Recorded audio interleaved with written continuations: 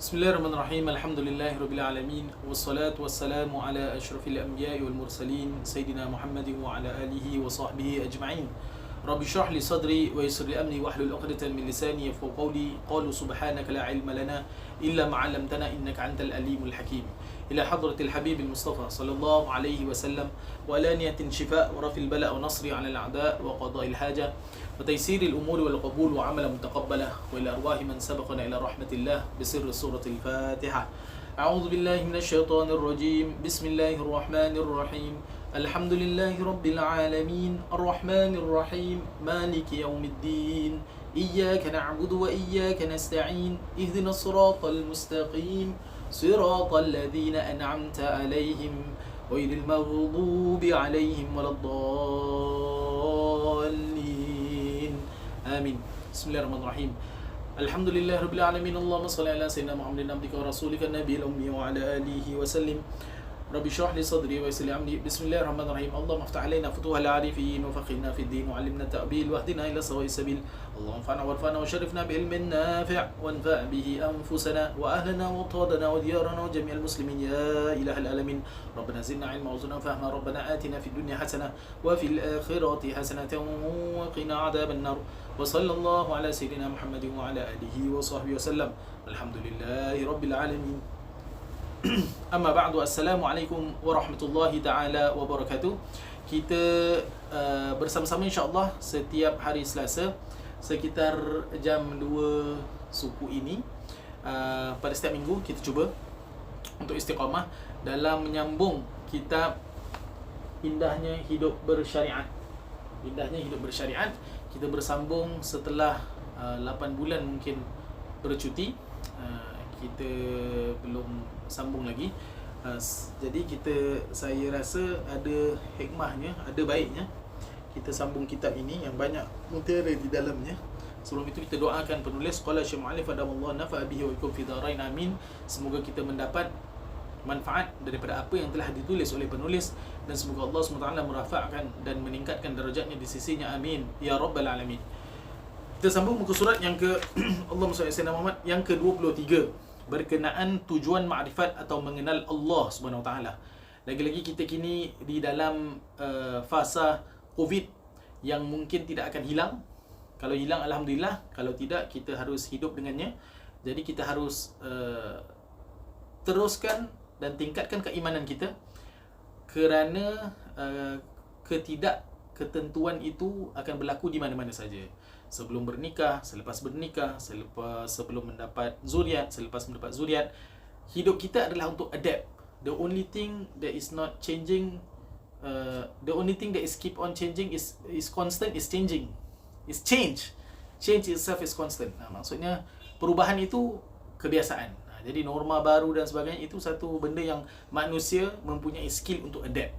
Dan untuk kita mudah adapt walaupun kita akan terjejas dari segi pekerjaan dan sebagainya, adalah yang membuat kita kuat adalah keimanan. Dan iman kita antara rukun iman yang 6.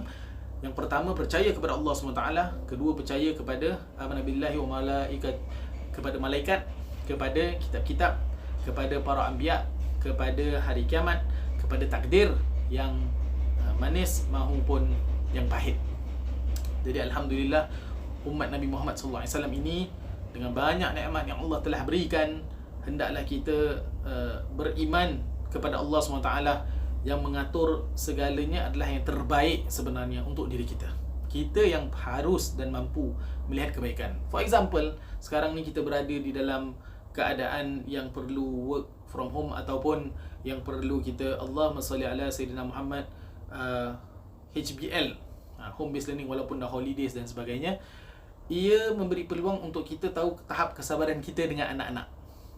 Dan kita rasa banyak kali kita kurang kesabaran kerana kita sibukkan inginkan bermain handphone daripada melayan anak menjawab soalan-soalan ataupun membimbing mereka dalam pengajian. Jadi salahnya kepada kita yang kurang sabar.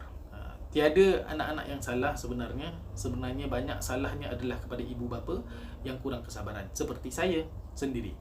Jadi saya banyak kali juga jumpa kepada anak-anak sebelum masuk rumah, tahu kan lepas ni ada kena homework dan sebagainya. Maafkan babah terlebih dahulu. Ataupun saya akan mengatakan, kalau setelah hilang kesabaran saya akan minta maaf kepada mereka. Maaf kerana babah hilang sabar.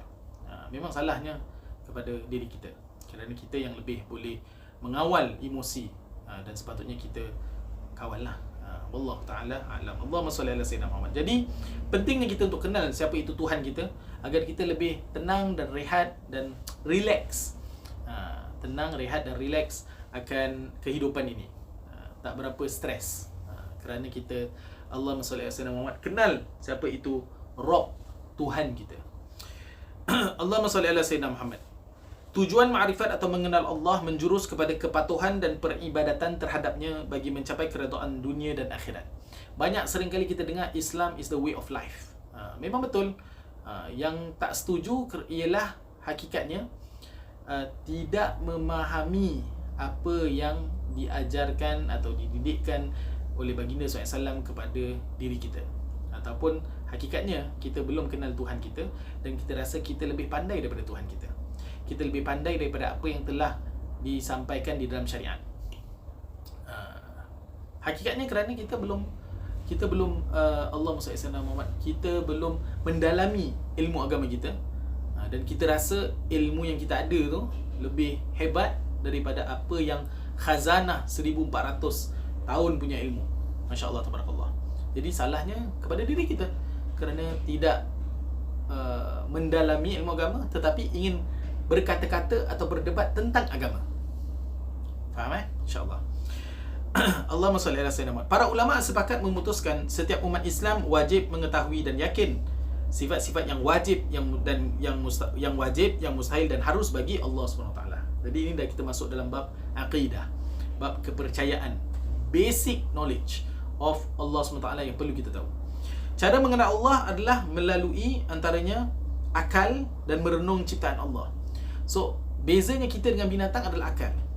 Kita boleh berfikir, either kita nak gunakan ataupun tidak. Ya, kita boleh tengok matahari, kita boleh tengok bulan, kita boleh tengok hujan, kita boleh tengok sungai yang mengalir, kita boleh tengok awan-awan, dan kita boleh berfikir. Kalau kita tengok sekadar tengok saja, ini masalahnya juga kerana kita sering kini tidak berfikir, kita banyak menerima saja tanpa berfikir. Misalan makanan yang dihidangkan di hadapan kita, kita tak fikir mana nasi ini datang. Oh, nasi ini datang dari rice cooker. Kita tak fikir beras tu datang daripada mana. Kita dapat air, kita ini air memang buka pipe memang ada. Ayam ni memang ada, memang dia keluar je dah goreng. Kan? Kita tak fikir siapa yang mencipta ayam. Ayam tu sebenarnya daripada mana? Kehidupan ayam itu bagaimana? Daging, lembu, kambing dan sebagainya. Kalau balik kepada tanam-tanaman, for example, tanam-tanaman ni hidup dan mati. Kalau dia hidup, tanam-tanaman ni hidup, macam mana dia hidup? Perlukan apa? Perlukan hujan, perlukan matahari. Siapa mencipta hujan? Siapa mencipta matahari? Berfikir dan appreciate apa yang ada di hadapan kita. Bila kita appreciate dan faham, makanya kita tahu ini daripada Allah Subhanahu Wa Taala. Kerana apa rezeki yang kita ada sekalipun, ia telah ditetapkan oleh Allah daripada awal sekali. Daripada Allah awal sekali. So saya misalnya belilah ayam dan juga nuggets daripada fast food. Jadi dah ditetapkan rezeki saya itu daripada awal sekali, daripada ayam tu hidup, daripada apa tadi? Dua ayam lah, nuggets dengan ayam lah, chicken wings. Daripada ayam tu hidup, Allah dah tetapkan ini nanti akan melalui proses ini dan ini akan sampai kepada saya, itu rezeki saya. Bukan saja makanan, rezeki kesihatan, rezeki ilmu, rezeki ibadah, rezeki kebahagiaan dunia akhirat, rezeki mendapat zuriat soleh-solehah, rezeki mendapat teknologi di dalam rumah, rezeki internet, rezeki 5G, rezeki 4G, rezeki tak ada sekatan dari segi kita punya laluan internet dan sebagainya. Allahumma salli ala sayyidina Muhammad. Jadi banyak perlu kita syukur atas nikmat Allah SWT dengan rezeki keamanan yang kita ada. Ada orang dalam rumah pun boleh kena cedera daripada oppressors yang jahat. Jadi Allahumma salli ala sayyidina Muhammad atas segala nikmat rezeki yang kita ada di tanah air ini. Alhamdulillah. Yang kedua, mengenal Allah SWT melalui nama dan juga sifat-sifatnya. Kita telah lalui pada pengajian yang ke-25, Indahnya Hidup Bersyariat. Cari di dalam media Istighfar, ada episod yang ke-25 tentang Asmaul Husna. Asmaul Husna. Jadi kita kenal nama-nama Allah SWT. Dan sekarang kita masuk kepada cara mengenal Allah SWT melalui akal berfikir dan melalui nama-namanya dan sifat-sifat Allah Subhanahu wa ta'ala. Baik. Okey. Masya-Allah, tabarakallah. Jadi dalam kita berfikir ni juga ia sangat penting apa yang kita tonton. For example, kalau kita tengok Discovery Channel, kita tengok macam mana binatang, for example, daripada, I give you just the butterfly, daripada caterpillar to the cocoon to the larva, to the then dia boleh change into a butterfly. Dan juga dalam cocoon tu tak boleh paksa dia keluar. Kalau kita paksakan dia keluar, dia tak kuat untuk strength of the wings. Macam anak-anak kita tak boleh terus suruh dia berjalan.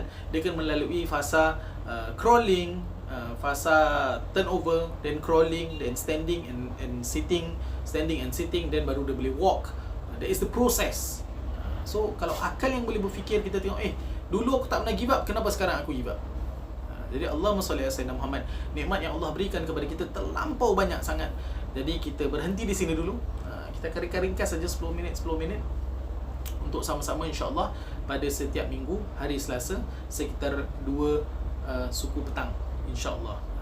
Kalau ada teh, kira sembang teh dengan saya insya-Allah. Ustaz Muhammad Nazir dari Masjid Istighfar. Jadi apa yang kita inginkan dalam bukan lockdown kita ini, tetapi dalam hampir nak habis phase 2 heightened alert adalah untuk tingkatkan amal ibadah kita. Ada hikmah Allah takdirkan perkara ini. Mungkin untuk kita work from home ataupun banyak spend time dengan keluarga, banyak juga menghafal surah-surah Al-Quran, membaca Al-Quran dan sebagainya. Wallahu ta'ala alam. Kita jumpa lagi pada minggu hadapan dalam mengenal Rasul insya-Allah dan sifat-sifat bagi Rasul. Wallahu ta'ala alam. Yang baik itu datang daripada Allah SWT. Kekurangan daripada diri saya sendiri, saya mohon ampun dan maaf. Mudah-mudahan dapat kita berjumpa lagi insya-Allah. Bagi siapa yang ingin menyumbang, meningkatkan amal ibadah dari segi bab sedekah, bolehlah PayNow ke UAN number Masjid S99MQ 1400H. InsyaAllah mudah-mudahan diterima segala amal ibadah anda dan juga mudah-mudahan dimakbulkan segala permintaan anda. Amin ya rabbal alamin. Aku qouli hadza wa astaghfirullahal azim li wa lakum wa li sa'iril muslimin wal muslimat wal mu'minin wal mu'minat fastaghfiruhu fa ya fawzal mustaghfirin wa ya najatat taibin. Subhanallah bihamdika nasyhadu an la ilaha illa anta nastaghfiruka wa natubu ilaik. Bismillahirrahmanirrahim. Wal 'asr innal insana lafi khusr illa alladhina amanu wa 'amilus solihat wa tawasaw bil haqqi wa tawasaw bis sabr. Wassalamu alaikum warahmatullahi taala wabarakatuh. Salam rindu daripada saya. Kita jumpa lagi pada lain kesempatan. Terima kasih.